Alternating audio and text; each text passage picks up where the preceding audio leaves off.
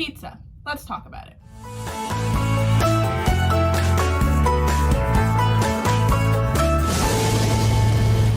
"98% of Americans eat pizza, but 54% love it." Do you know what your last meal on Earth would be if you were to die tomorrow? Well, 33 million Americans say that pizza would be their last meal if they were to die. What is pizza? Pizza is a dish of Italian origin that consists of flatbread, usually in a circular shape, made with wheat flour, that typically has mozzarella and tomato sauce. It's also baked at a high temperature in a wood fire oven. According to History.com, flatbread with toppings was consumed by ancient Egyptians, Romans, and Greeks. However, the modern birthplace of pizza is in a southwestern city called Naples. Naples, Italy was filled with working population who mainly lived outdoors in one-room homes. Because of this, Neapolitans needed expensive foods that could be consumed quickly. Pizza perfectly fit into this category. But how did pizza make its way to America? Immigrants from Naples to the United States began replicating their pizzas in New York and other American cities like Trenton, New Haven, Boston, Chicago, and St. Louis. They didn't originally set out to make a culinary impact, but soon the tastiness of Italian pizza caught the attention around the world. Gianardo Linguina opened the first American pizza shop on Spring Street in New York City in 1905. Shortly after, the concept of pizzerias took off around the United States. Did you know that there's actually a reason why pizza is so popular? Humans are drawn to food that are fatty, rich, and complex. And pizza has all of these components. The cheese is fatty, the meat toppings tend to be rich, and the sweet sauce complements everything together. Pizza toppings are packed with this compound called glutamate. Glutamate can be found in the tomato sauce, the cheese, and the toppings such as the pepperoni and sausage. When glutamate hits our tongues, it tells our brains to get excited. This causes our mouth to water in anticipation for a next bite, which in turn makes us want more. When the combination of all of these ingredients combine, they create completely different flavor combinations that change the way our mind think about it. Cheese and tomato sauce are good on their own, but when combined, create a completely different marriage. According to culinary scientists, it's actually a completely different flavor. Everything is caramelized together. Getting to that, what is caramelization? Caramelization happens when food and sugar becomes brown. This usually happens between 230 degrees and 320 degrees.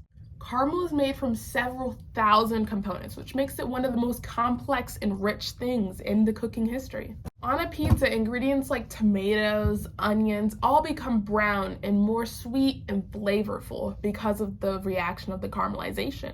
That brown and crispy crust is also due to caramelization. While the meat and cheese get brown on your pizza, it's a little bit different. It's actually called the Maillard reaction. This was named after Louis Camille Maillard. The Maillard reaction occurs when amino acids in the high protein foods like cheese and pepperoni react to the sugars in the foods when heated. Pepperonis that become crispy with curled edges and cheese that browns and bubbles are all examples of how the Maillard reaction actually works. Can pizza actually even be healthy? Well, people have different contracting ideas about this. Because of the tomato sauce in the recipe, regular eaters of this meal have a lower risk of developing cardiac illness, according to research. The tomato sauce ingredient is high in lipocene, which is an antioxidant linked to cardiac health, according to different research studies. However, health benefits are only available to those who consume hot pizza rather than cold pizza. So unfortunately, if you're a fan of late night pizza, at least just heat it up, Hot pizzas are arguably a really good source for lipocene. Hence, the consumer seeking to improve their cardiac health should go for the hot pizzas. Another important health benefit is actually potentially reducing the risk of cancer. Pizza? Yeah. The tomato sauce added to the pies not only helps the prevention of cardiac conditions, but it can also prevent the multiplication of cancer cells. A section in the medical experts argue that eating pizza at least once a week may reduce the chances of getting stomach, colon, mouth, prostate, esophageal, and lung cancer specifically. With increasing numbers of cancer patients, pizza could be a recommendation as a preventative measure. Even though the consumption of pizza has increased tremendously in the past few decades, there still are health concerns about overconsumption. Critics state that although pizza does have some health benefits, as described earlier in the video, the heavy overconsumption might be counterproductive.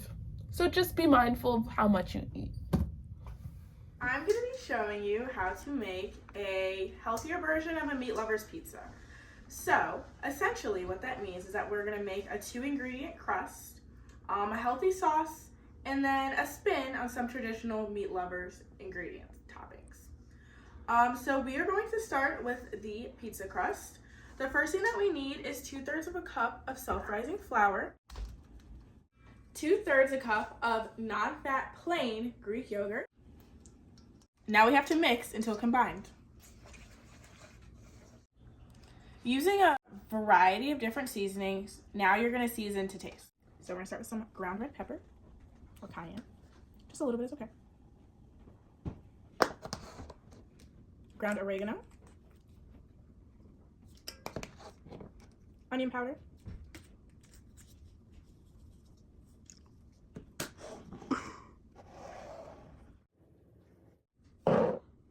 Salt. Salt-free seasoning.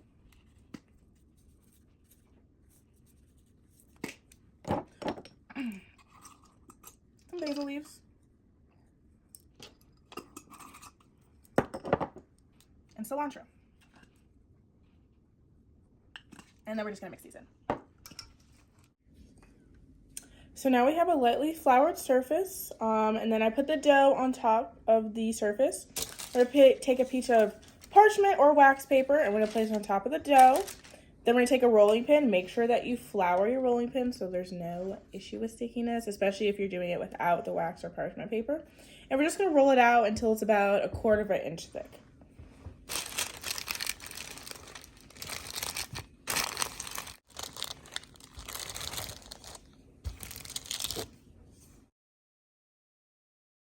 Instead of actually rolling out the dough, we would recommend putting it directly onto the tray and then spreading it out that way.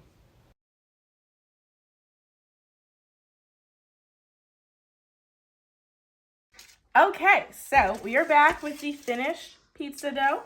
Not baked, but all rolled out. So what we did is after we rolled it out, we opted for a more rectangular shape. We put it onto our cooking sheet. Basically what we did is we laid down a sheet of foil and sprayed it with a nonstick cooking spray.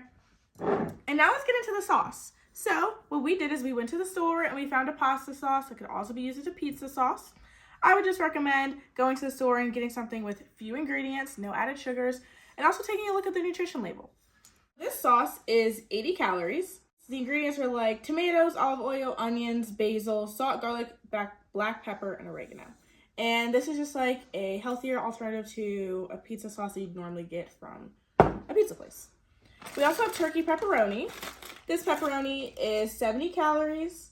Actually, a little less than that because we're not using 16 slices of pepperoni on this piece of dough. So it's going to be less than 70 calories.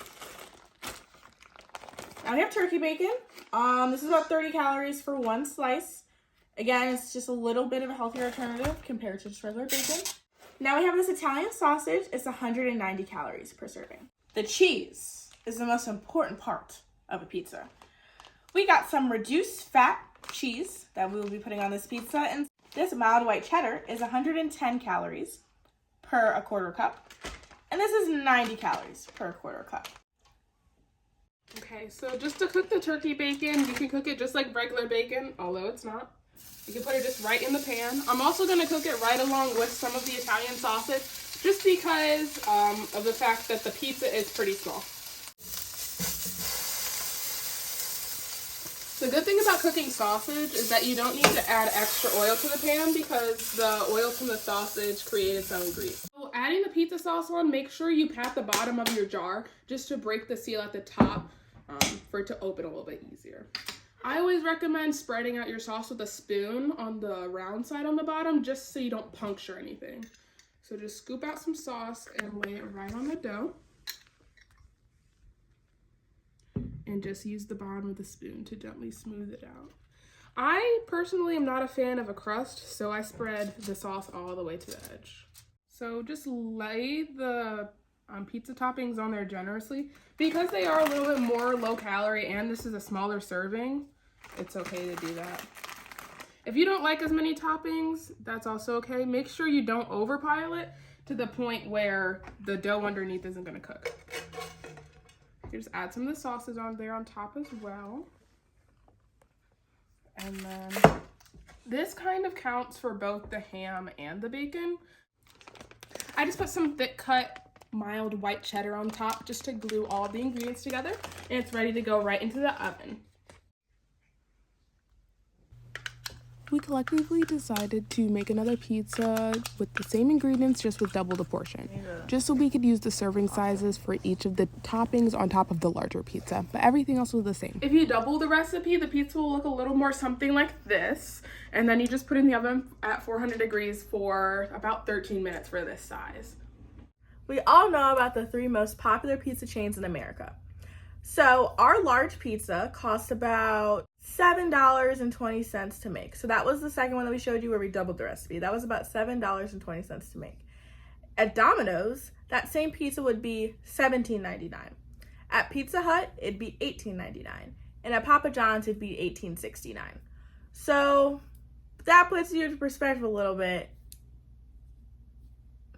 Make ours. It was also delicious. We can both say for sure that pizza was really good. A lot better than what we originally expected going into it. So I will have to say, of course, a pizza place stuff is going to be expensive. If you buy anything out, it's probably going to be more expensive than if you make it at home, because of course they have to pay for labor costs, stuff like that. Of course they have to get an upcharge on that. But another thing to also think about is the nutrition. So when you're making everything at home, obviously you have complete control over what goes into it. So making sure to get pasta sauces that meet your needs and don't have excess sugar that is just gonna drive your blood pressure or blood sugars up might be helpful. Another thing to think about with the other pizza places is the calorie intake. So for a Domino's pizza, it looks like one slice is 330 calories. For Pizza Hut, one slice is 390 calories, and then Papa John's is 380 calories. So all around the same range. Obviously, Domino's is a little bit less caloric, but also, so more calories, less calories doesn't necessarily mean more or less healthy, so it's important to look at the other facts. Here is the finished product of the large pizza. So this is basically just a doubled recipe of what we showed before. With a little couple alterations, but it's all the same. Honestly, add what you want and what you feel comfortable with. Here's just a calculation of all of the calories that are included in this meal. Remember, think back to the other pizzas. They were around 300 to 400 calories per slice. Okay, so the crust of the pizza is 100 calories. The sauce is 80. The mild white cheddar is 110. Then the Mexican blend is 90. The Italian sausage is 190. The bacon is 30 calories per slice. We only had one slice of bacon on this pizza. And then the pepperoni was 70 for 16, which is about the number that we put on here. And then we're going to divide this number by 8 slices, just because the large pizzas at the other chain restaurants were per 8 slice and a large pizza. So that brings it to 83.75 calories in one slice of this gorgeous, amazing pizza. So it's also better to make it. Make it.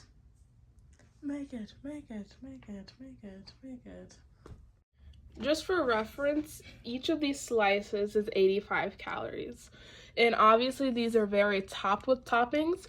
We just put one serving on the pizza for each of the toppings.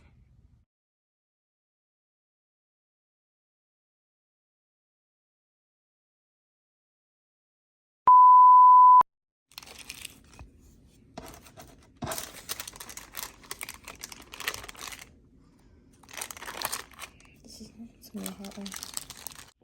This picture of it